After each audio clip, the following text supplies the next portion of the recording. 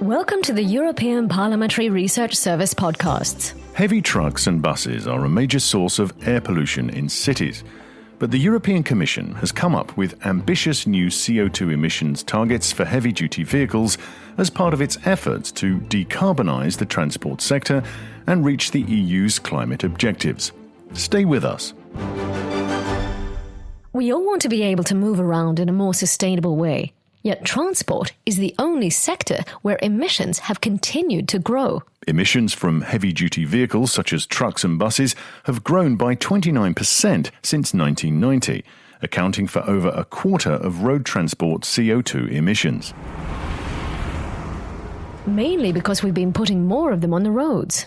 And current emissions standards for such types of vehicles are no longer in line with the EU's climate objectives. So, as demand for road transport is expected to grow even further, the European Commission has proposed to strengthen the CO₂ standards for new heavy-duty vehicles from 2030 and extend the scope to include urban buses, coaches, trailers, and other types of lorries. Now, what are the targets? 45% emissions reductions from 2030 compared with 2019 levels, 65% from 2035, and 90% from 2040. The Commission also proposes to make all new city buses zero emission as of 2030. So, what impact are these measures expected to have? The objective is not only to protect the climate and ensure cleaner air. By incentivizing the production of more energy-efficient vehicles, demand for fossil fuels, mostly oil products such as diesel, is also expected to decrease. And this will translate into savings for European transport operators and users. By promoting investments into zero-emission technologies, the EU aims to strengthen its industrial, technological and innovation leadership and create new jobs. But how have the proposed new rules been received by stakeholders in the transport sector? Stay with us.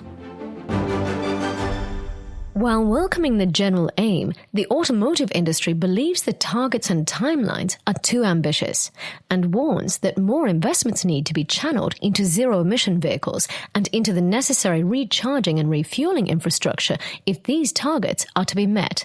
Thomas Fabien is Commercial Vehicles Director at the European Automobile Manufacturers Association. ASEA's truck and bus manufacturers are strongly committed to providing the right vehicles to move Europe's road transport industry fully into zero-emission and fossil-free solutions by 2040. But commercial road transport is a B2B market. Road hauliers will only invest in battery electric or hydrogen-powered vehicles if they can be operated as seamlessly and even more profitably than conventional vehicles. Ensuring that the necessary conditions are in place, first and foremost the charging and refueling infrastructure, is even more important than setting fleet emission targets. On the other side of the debate, NGO, Transport and Environment, fears that without more stringent targets, there will be a glut of polluting diesel lorries still on our roads for decades to come. We spoke to Freight Director Sophie Defour. What we're seeing now is a huge gap opening between some European truck makers with more ambitious plans for zero-emission trucks and then others who are way behind. The Parliament and Council should increase the Commission's proposed 2030 target to minus 65% to make sure that all European manufacturers develop zero-emission trucks and don't lose out to American and Chinese rivals, as we are seeing now on the cars market. In the European Parliament, the file is in the hands of the Environment Committee. We spoke to the rapporteur, Yannick Jadot, to hear his views.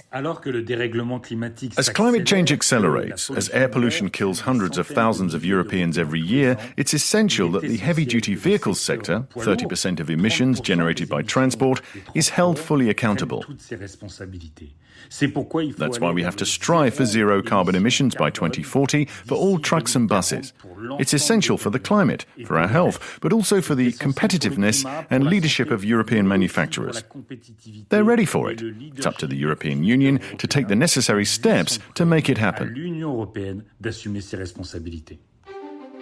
We'll follow the negotiations for you. And in the meantime, check out Gregor Erbach's full policy brief on the EPRS website or in our app. This is a European Parliamentary Research Service podcast. Thanks for listening.